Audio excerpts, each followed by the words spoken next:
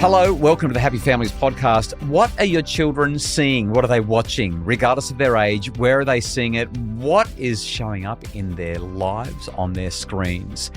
Sex and violence are an all-time high in the movies that our children are watching, the music that they're hearing, the games that they're playing, and of course their social media feeds. If they're over 16 and the social media minimum age legislation is working in your household, fingers crossed it is.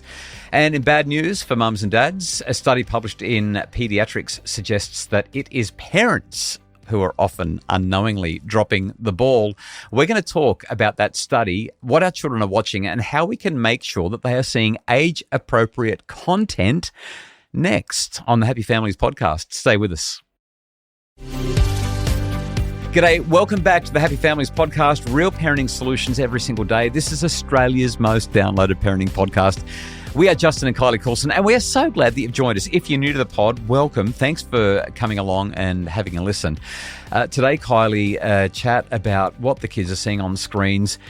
As they get older, which is kind of where we are with our teens, it gets so hard to have any idea at all what's going on. Well, they're no longer living in our little bubble, the place where we controlled everything. I know. They get to see things and hear things that we would otherwise have never let them. Yeah. All the time. So today we're going to talk about primarily our 6 to 12-year-olds. We're not going to talk about teenagers. We're talking about our children and our tweens.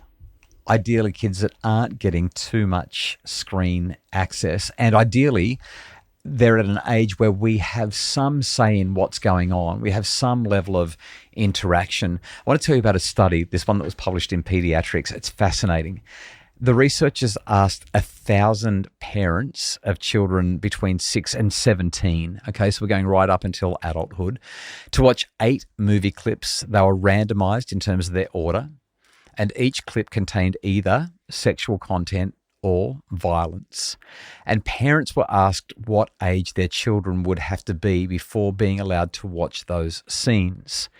So this is kind of like when the kids ask us if they can watch something. And we've only got a couple of kids that are still doing that because all of our other children are older now. We have 4 children who are 18 and above. They don't ask us very much at all anymore. But this is over the years when they've said, can I watch this? Can I watch that?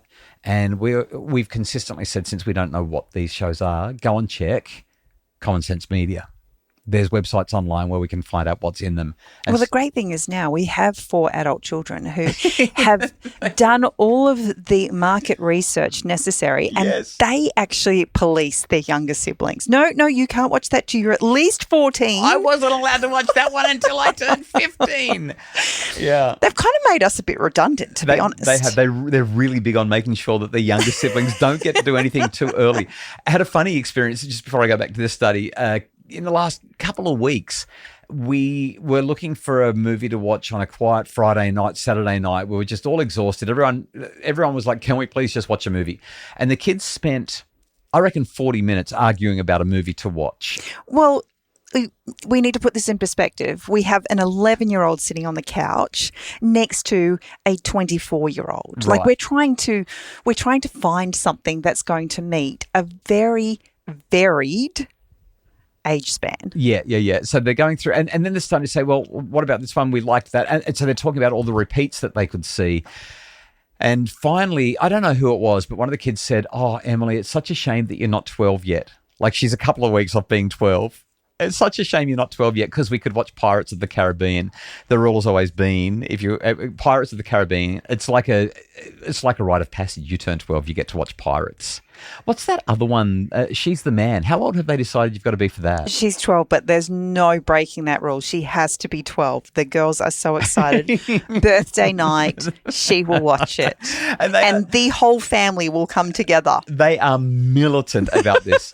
Anyway, they came to me and they said, Dad, Emily turns 12 in a couple of weeks. Do you think that we could watch Pirates of the Caribbean? And I was like, yeah, of course, easy, no problem. Like once upon a time, I cared so much about this and I'm so much more relaxed about it now, which is kind of where this study is going.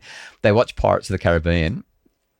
Emily, at the end of the night, she's like, this was the best movie ever. Just going crazy. Absolutely loved it. Anyway, I digress. So the kids are really big on policing what their siblings can watch. We've used Common Sense Media a lot, but that's become redundant because the kids have taken over that job.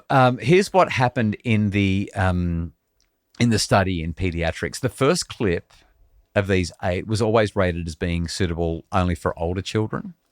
The final clip was always rated as being appropriate for younger children. So they kept those 2 things as sort of anchors. But then, regardless of the order of viewing, parents consistently reduced their age recommendations as they watched more clips. So I find this curious because I think that I would be the same. Yeah. I think just in the small anecdote that we've already shared, once upon a time, the thought of my 12-year-old watching a whole heap of skeleton pirates, sword fighting, chopping people in half, and would have been mortifying to me. Whereas now, 6 children later, you're just like, this is fun. and here's the big question though. Yeah. Is this more about temperament of children? Because I'm looking at the way our almost 12-year-old has responded to this movie. She's cracked up. I was sitting in my seat and the kids were in hysterics because I jumped out of my skin a couple of times. Yeah. And Emily just laughed the whole way through it. It didn't impact her. And it's not because she watches ridiculously violent things. Like this was an extreme case of what she would watch. It was quite an extension on anything that we've ever let her watch before. I just think this is that classic situation where there's a desensitization process that occurs, first of all, and we're going to talk about that in a sec.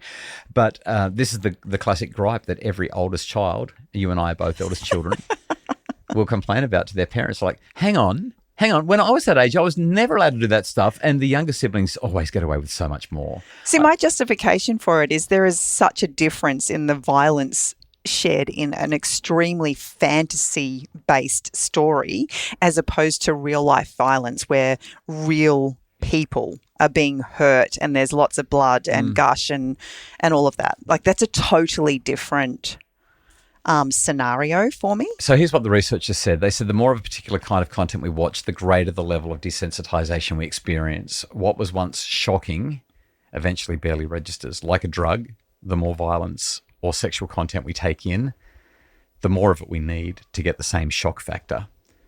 And I was thinking about that and I was like, yeah, if you don't watch the news for a couple of months and then you turn on the news and you listen to what they're talking about, it's just shocking. It's like, oh my goodness, is this stuff really going on in the world? It assaults your senses. I want to push back on that a little bit. When we first got married, I've always been a chick flick girl. I love nice, warm fuzzies, happily ever afters, a good cry, and that's me done.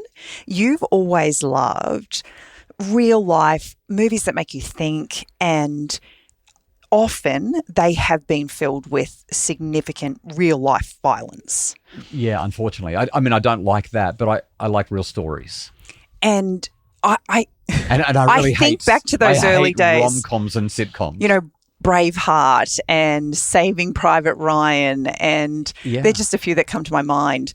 I felt physically ill watching them, like physically ill. And to this day, regardless of how many times I've watched a movie of that caliber or that content, it doesn't get any easier for me to watch. Yeah, it's funny. I don't feel desensitized at all in any way, shape or form. It actually heightens my sensitivity. A couple of years ago, having had a big break, I went back and watched one of those films and I couldn't watch it. Yeah, I remember you saying that. Yeah, and I was just like, I don't know how I used to watch this stuff. But actually that emphasizes my point. That doesn't disprove. That's not pushback. That's actually encouragement for what I'm saying. When you have a big break from it and then you see it again, it assaults you. It's like, whoa, what has just happened?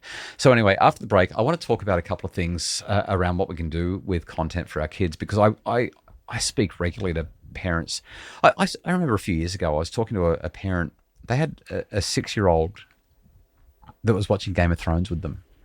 And I haven't watched Game of Thrones, but I've read enough reviews and I've heard enough people tell me about it to know that this is not a program for a 6-year-old. In fact, I would argue there's probably not even a program for a 16-year-old. And a lot of people say, oh, it's not really affecting anyone. After the break, I want to tell you about what it does do, how it does affect our kids, and why we do need to be sensitive to what our kids are seeing on screens. Stay with us.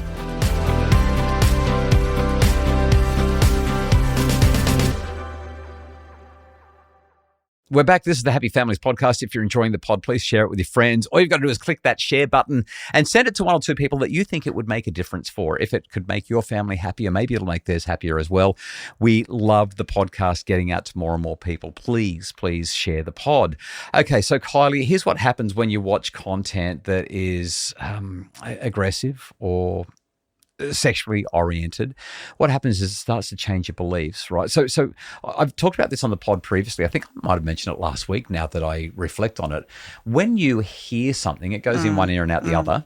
When you read something, that can affect the way you're thinking about it, but you generally kind of argue with stuff in your head when you read things. But when you see things, all of a sudden it becomes believable, it becomes possible, it becomes real to you. And if it's real, that means that that's what people are doing, and therefore that's what you could do as well.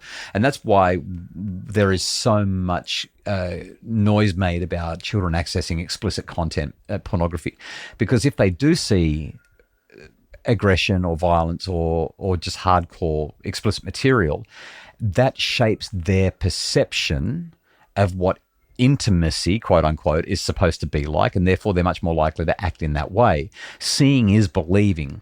So there was but there's actually some research that shows that it doesn't just affect our attitudes, which then affects our behavior.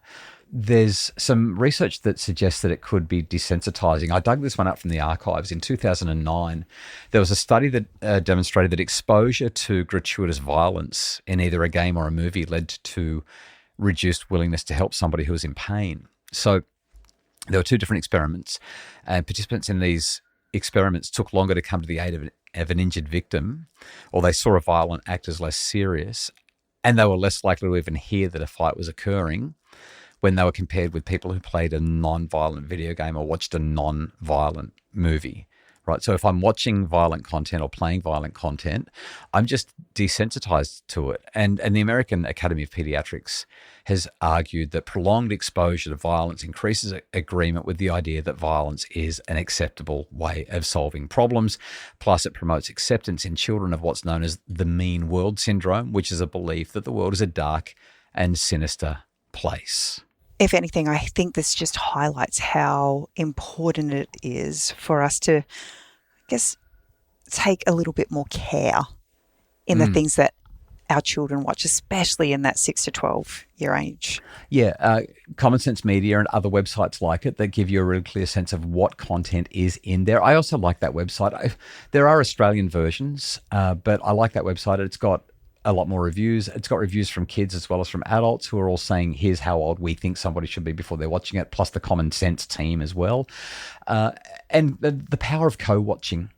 I know that everyone's saying, I don't have time to sit down and watch TV with my kids, but the power of co-watching is enormous. And I would just emphasize, keep your kids off anything that's got an algorithm. I know that we've got legislation now that's supposed to do that quite well. There are arguments about how well that's happening, but keep your kids away from algorithms. I think that if your children are under the age of 12 to 14, maybe even 16, watching TV is going to be far less impactful and far less detrimental than being on an algorithm-driven screen or platform.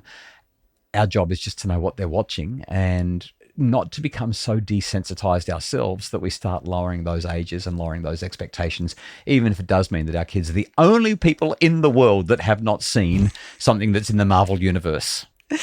My number one tip for doing this is finding your people. When you've got a village of families who are who share the same values as you and are striving for the same things that you are striving for. What a difference. Having a little chat group where you can go in and say, hey, my kids have been asking to watch this show. Have any of your kids watched it? What have you noticed? You know, what are your feelings around it? Again, you get to make your own mind up, but it's just nice to have other families because everybody is going through the same thing. We're all getting pressured, peer pressured. Yeah. Bottom line, our digital diet is absolutely desensitizing us. Build the village.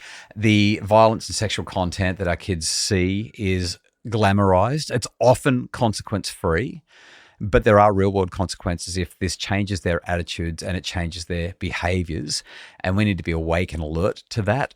Because if we not just endure it, but actually embrace it and let the kids endorse it for our children's entertainment, I think that we act to their detriment. Hopefully there's some ideas here that are useful for you. Thank you so much for listening. The Happy Families podcast is produced by Justin Rulon from Bridge Media.